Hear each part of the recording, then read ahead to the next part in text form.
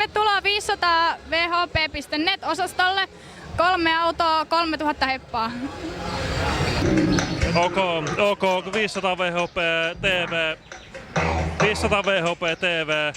Tulee Stealth Spexiin. Mitä on tehty? Odotetaanko he? Oota mä harjoittelen. Oota mä katon. 500 VHP TV. Stealth Spexiin tulee. Mitä on tehty? Tarkoitat moottorille varmaan. Moottori. Alakerta täysin tasapainotettu, kovat laakerit, Visekon takomännät, Groverin veivit, Lehtimän Timon tekemät liekkirenkaat, portatut kannet, isommat venttiilit, titaniretainerit, jäykemmät jouset, imusarjat, pakosarjat, suuttimet, KMS ruisku. Niin sanotusti kaikki.